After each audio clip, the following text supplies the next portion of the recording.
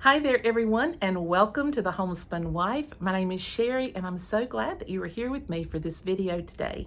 Today, I'm simply going to do a brief chat with you. It has been almost a week since I filmed my last video, and while you haven't really seen me, I still have been hard at work behind the scenes. As you know, I post every single day over on my Facebook page, and that is where I'm putting out a lot of original content in terms of poetry mostly, and devotions also, and then also sharing quotes and other thoughts that I have each day, along with some beautiful pictures. And so if you are over on Facebook and you haven't yet joined the Homespun Wife page, please go over and check that out. I would love to have you there. In addition to keeping up with my Facebook page, I have been scripture writing the Gospel of John, and I have been doing my Bible study and creating me a heart of peace. Now, several of you have asked me about my schedule for creating me a heart of peace, and I really don't have a set schedule for it. I hope to come in the end of this week or the first of next week and start the videos for creating me a heart of peace. And I am really being blessed by this book. It has meant a lot to me already in reading it, and I'm taking my time as I go through it because so many things that are said, I am actually copying them down in my journal because I'm just wanting to meditate on those lines that really speak to me.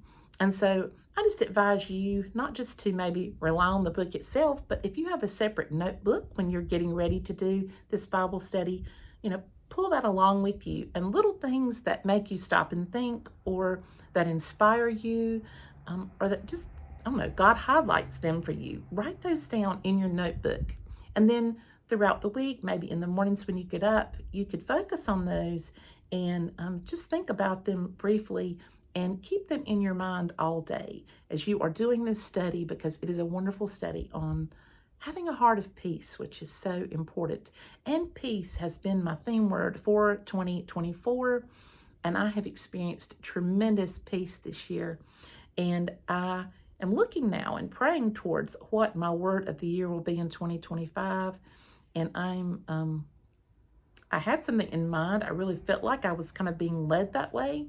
And then just this week, during a period of rest, God opened my eyes to something brand new.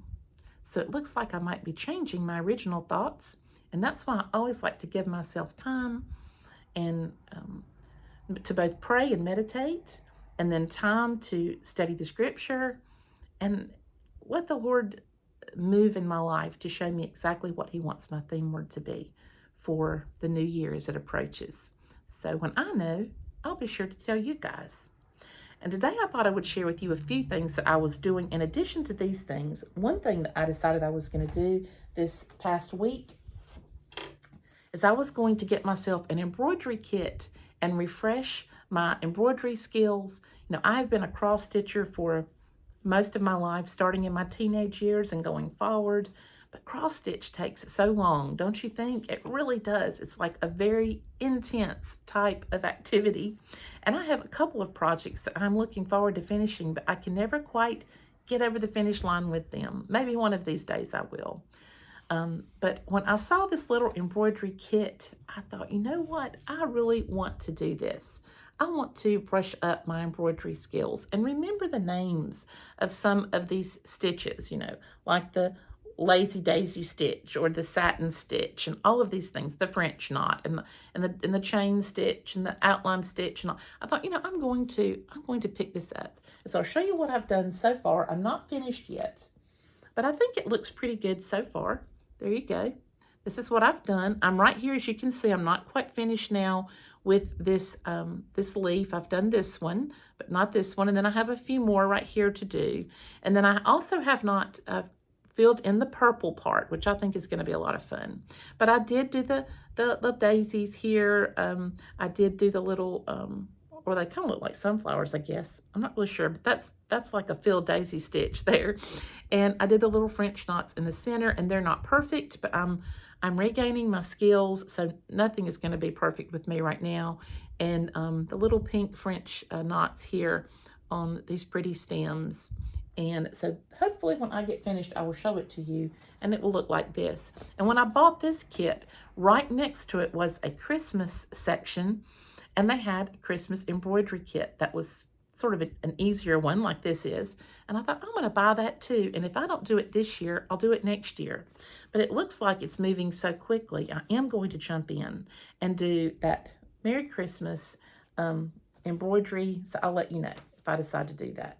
Another thing that I'm doing is I'm starting to read a new series of books that I bought. I love reading, especially Amish fiction. It's just one of my favorite things to read. But all of the Guidepost books that are out there seem to be really interesting, wholesome reading. I love mysteries too. And so when I saw the Patchwork Mysteries series was for sale as a set on eBay, I started watching it. It's books 1 through 19 that were on sale in this this deal. I don't know how many books there are in this series. Maybe, I don't know, 20 something, 27, 30. I don't know. Some of you might know. If you've read this series and keep up with it, you might know. But I was able to purchase books 1 through 19 for like $2.20 each. And so I bought the whole set that was being sold, secondhand, of course, but gently used. And this is the first book in the series, Family Patterns. And it is good so far, but it's taken me just a little bit of time to get into it because it's not an Amish fiction book. And this is the little section on the back to let you know what these books are about. Sarah Hart couldn't be happier. Her son Jason is moving home to Maple Hill with his wife and twin daughters, and he's bought the Victorian house that once belonged to Sarah's grandfather, Noah Drayton. Noah's life was cloaked in mystery. His wife, Molly, disappeared without a trace a century ago. Noah was always the prime suspect, and though Sarah knows her grandfather was innocent, no one ever learned the truth.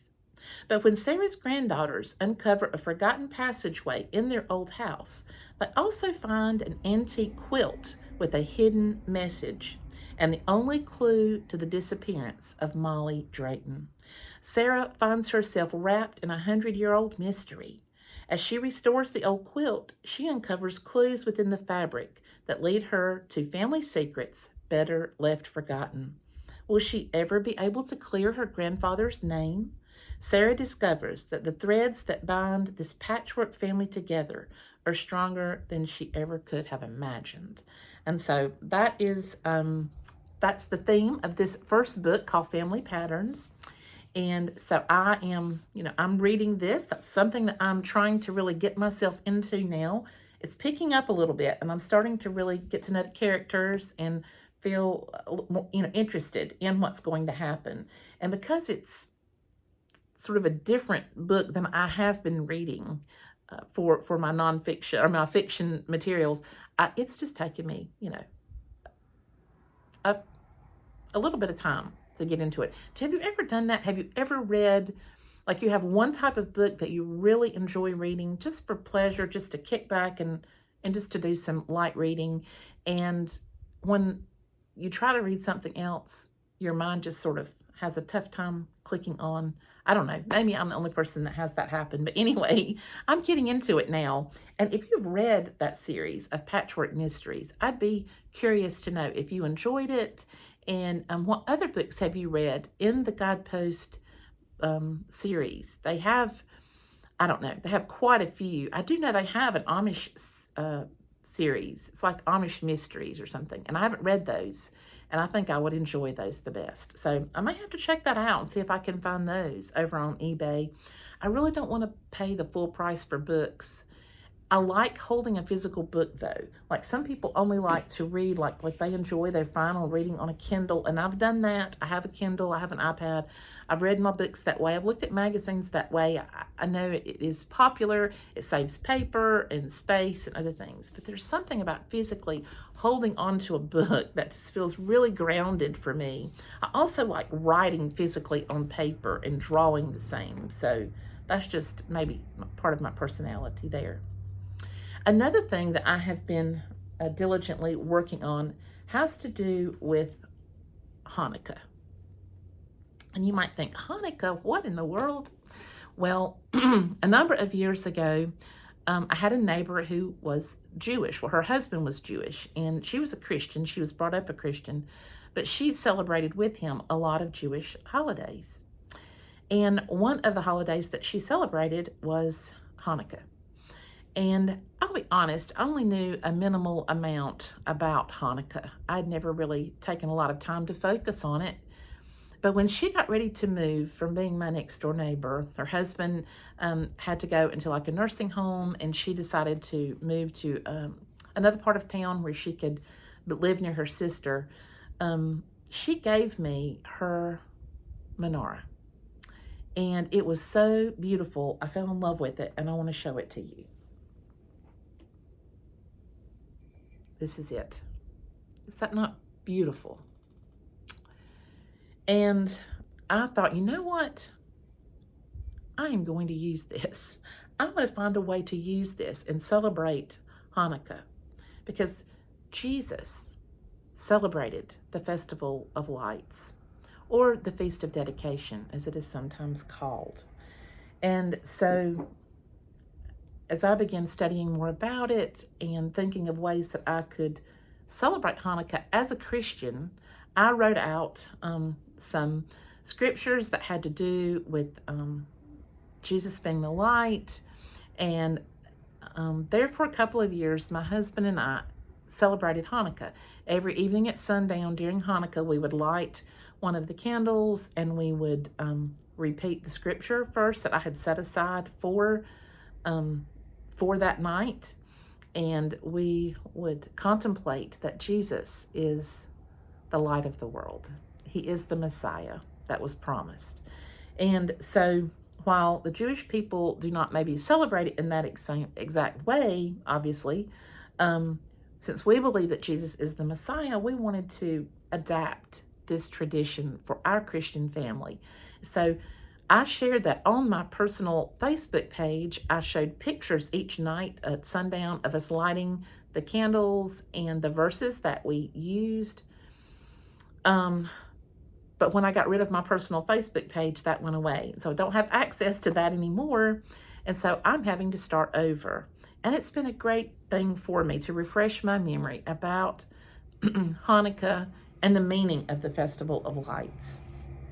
And so in a coming video, I'm going to share with you the verses my family is going to use for lighting the menorah.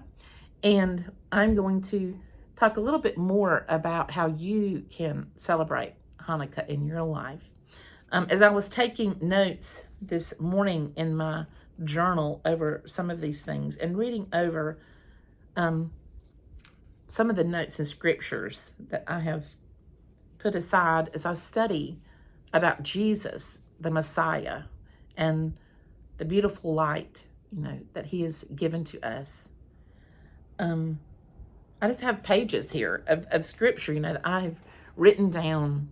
And I thought that I would close my little chat with you today by sharing one of these with you. In John 1, 4-5, the scriptures tell us, the Word gave life to everything that was created, and his life brought light to everyone. The light shines in the darkness, and the darkness can never extinguish it. Friends, as we move through November and December, when it gets dark so early, how wonderful it is to hold on to that beautiful light that Jesus provides. I pray God's blessings on each one of you today, and I look forward to seeing you in my next video. Bye-bye, everyone.